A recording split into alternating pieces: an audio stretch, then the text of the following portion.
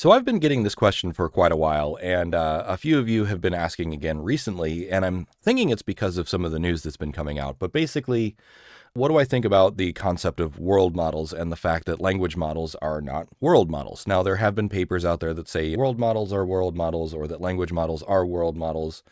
And then the question is a matter of degree. So that's kind of the first thing to establish, that maybe it really is just a question of degree, because it has been mapped that language models, even before they had multimodality, were still approximating a mental map of where things were, more or less. It wasn't that great. So perhaps world models are a matter of degree. The turn of phrase that has become popular is that the world is not made of words. And that's fine. It depends on who you ask, but arguably, what is the world made of? The world is made of math, but language models are getting really good at math. And again, even if you ask like a physicist or an engineer, they'll say the world is made of math. So then if AI gets an intuitive grasp of geometry and physical space, then it does have a world model. But then usually what people are talking about is more of the felt sense of intuition of moving through three-dimensional space. And I have long held that the most useful functions of AGI are going to be in more abstract math, because that's where advanced physics happens, that's where advanced biophysics happens, and that sort of thing. With that being said, physical world models, like embodied world models that have sensor data and feedback loops and proprioception, that's extremely useful for robotics. But I also have pointed out for a long time that birds have excellent proprioception, but you wouldn't consider them generally intelligent, at least not in a way that would be useful to us. Likewise, your dog and your cat is very highly visuospatially intelligent. So are monkeys and baboons and all these animals that move through physical space. And so they have very tight sensor feedback loops and very good physical control, but they're not generally intelligent in a way that's useful. So that's a little bit of the preamble. So let's go over what some of the people are saying online about world is not made of words. So this here is Lior Alexander, who follows me. So hello, Lior, if you're watching this. And this is not a takedown on him in particular, but he, if you search Twitter, he has kind of best example of the real world isn't made of words. So I wanted to take this kind of piece by piece. And he's reacting to Yann LeCun. And if you've watched me for any length of time, you know that I'm not generally impressed by Yann LeCun's takes. Although that's not to say that JEPA and VJEPA are nothing, but he's been basically trying to reverse engineer cognitive architectures from first principles, and it's like, this has already existed for a while. Anyways, getting off topic. So the point here is, let's just take it claim by claim. So large language models predict the next word. They're trained on text, so they understand language, but the real world isn't made of words. This is false. It's true as far as it goes, but language models are no longer just trained on words. They're trained on multimodal data. They're trained on audio. They're trained on video. They're trained on text. They're trained on images. And so they're actually not just language models anymore. And that has been a misnomer for more than a year now. That was ChatGPT 4.0. The O meant Omni. And so the Omni model is probably the better term, but it's not going to stick as much as LLM. So, but Omni models are very clearly the direction of travel.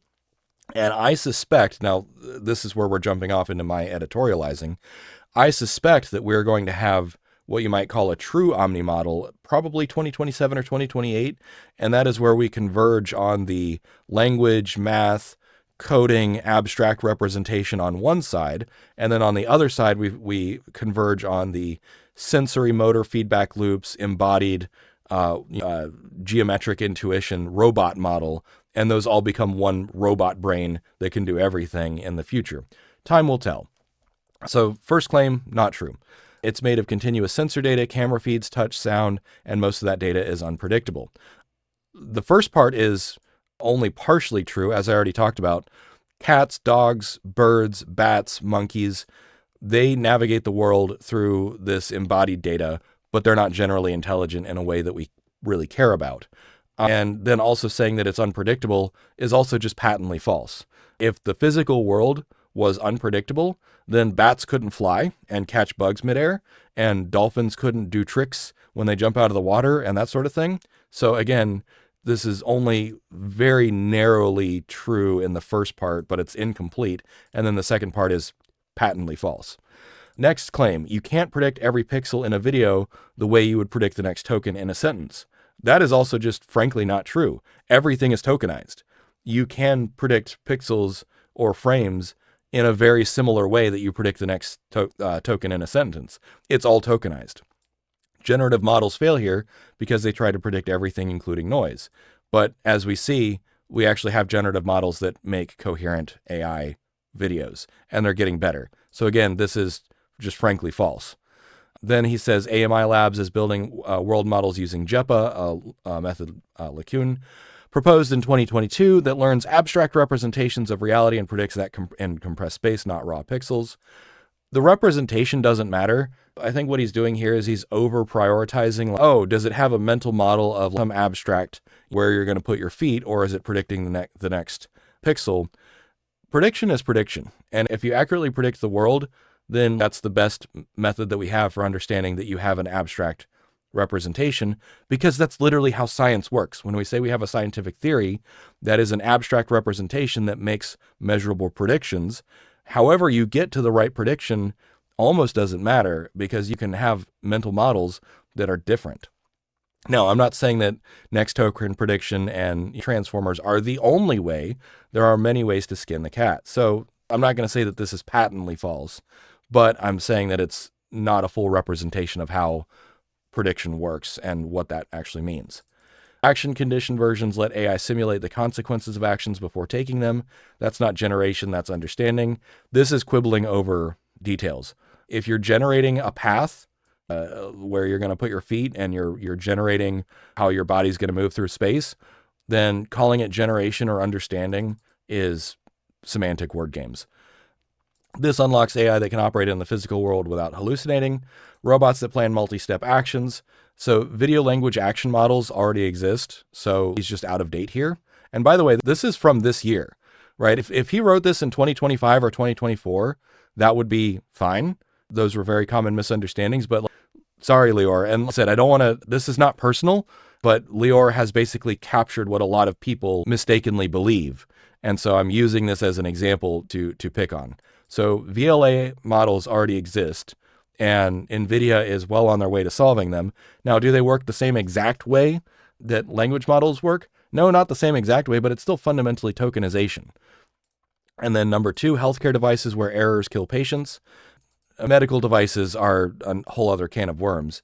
But the thing is when you're talking about a physical device, you're not talking about a generative model.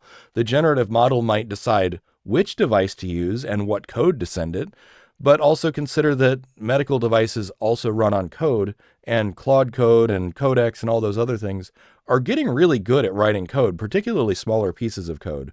But then also, it's not like medical devices are just like improvising every single time. They go through so much testing.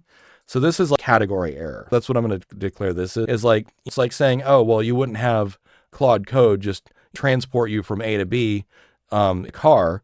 Well, Claude Code isn't for driving cars. It's for writing the code and iterating on the code that might ultimately contribute to driving a car.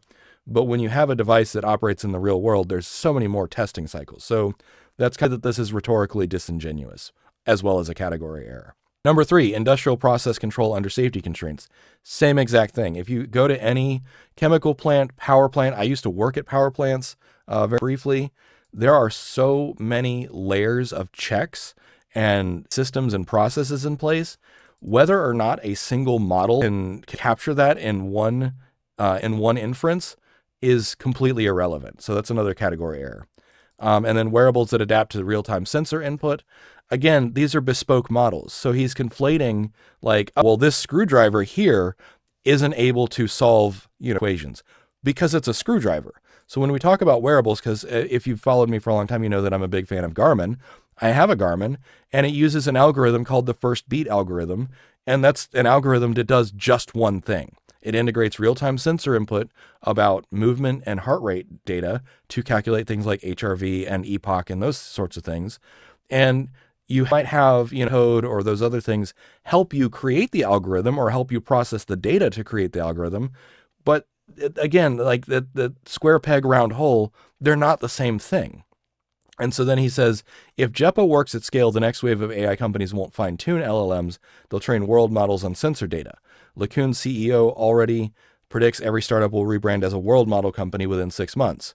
That ain't happening. This is just a fundamental category error of what a world model is and what it is for.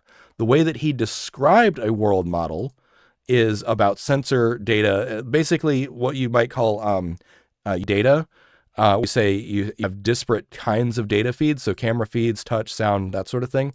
And by the way, this is where cognitive architectures originated. Cognitive architectures originated to incorporate hundreds of data feeds for autonomous things like rockets. So NASA and rockets, those were the first fully autonomous machines. And what the reason that they had to create cognitive architectures is because what you have to do is you have to say, okay, what's my belief about this rocket as it's flying? Because everything happens too fast for humans to adapt to. So you have to have something that fully autonomously adapts to its external conditions, and it has to unify a tremendous amount of signals to integrate all that to make a decision. So like stuff that I covered years and years ago when I first started my YouTube channel, this is literally what I studied to create the ACE framework and other cognitive architectures. So a lot of these people are just really behind the times. Like, go back to the 1970s and look at what cognitive architectures were meant to do. Now, obviously, cognitive architectures at the time did not have the advanced neural networks that we have today, but a cognitive architecture is a larger scale abstraction of, okay, you have software, you have data, you have machine learning models. How do you put them all together in a way that can unify this information? And I'm not, by no means am I saying, cognitive architectures from the 1970s are superior to what we have today. I'm not going to make that ELIZA chatbot claim. When ChatGPT first came out, lots and lots of people are saying, this is just ELIZA. And I'm like, no, it's more sophisticated than ELIZA. So I'm not going to say that JEPA and VJEPA are not more sophisticated than old architectures. But what I'm pointing out is that a lot of people have a misunderstanding of what it means to integrate multimodal information streams and how to do it. And this is a prime example of that. So that's my rant for the day. Thanks for listening. So yeah, have it. That is my take on world models. Talked about this before, but question comes up enough. And I feel like this was the best articulated version of this conversation. If you like that, feel free to jump into my Patreon community. I have an active Discord, so people ask me questions all the time, and those questions often get translated to videos. In fact, this video and the last video about Bernie Sanders were requests from the audience. I wanted to give updates about other stuff that I'm working on. First, Labor Zero. The book is with the researcher right now, so she's fact-checking everything, making sure I'm not lying to you, helping me with citations. As soon as my throat completely clears up, I'm still a little bit sick, I'm going to start working on the narration. Then beyond that, I actually have several sequels already that I'm working on. So one is tentatively called Credible Threats. So this is basically looking at, okay, if we lose labor's leverage, what is the science of leverage? So I'm creating what I call a realist theory of rights. And the punchline is very simple, that throughout all of history, the only thing that has secured rights permanently was credible threats and coercive extraction of concessions. Sorry, there we go. So basically, every time a durable right or institution has been extracted from elites, it has been generally at threat of violence or the threat of shutdown or withdrawal or labor strikes or that sort of thing. So that's one of the books that I'm working on. I'm also working on a book called Life After Labor, which looks exclusively at the psychology and philosophy of how do you actually thrive labor in your life. And there's actually quite a lot of data out there. There's a lot of data on both sides, basically. And so when I say both sides, I mean, lose your work forever, is very catastrophic and it can be permanently damaging. But also there are people that manage to thrive without labor. So that's one of the books that I'm working on. And then several more that are kind of less fully baked. I won't tease those just yet, but those are two of the sequel books that I'm working on.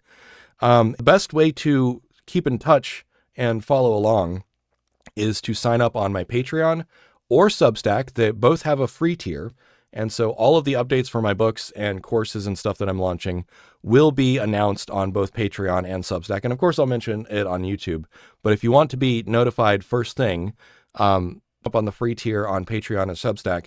And if you would like to support me, That would be extremely helpful. As I've mentioned over the last week or so, my YouTube channel got demonetized.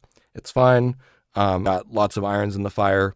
It's just an annoyance, really, in the grand scheme of things. But my mission comes directly from you and always has. I don't take corporate money.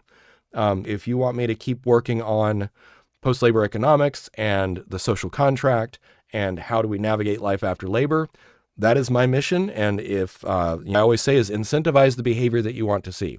So if you would like me to keep working on this, then I do need your help and I need your support. So with that being said, thanks for watching to the end and have a good one, everyone.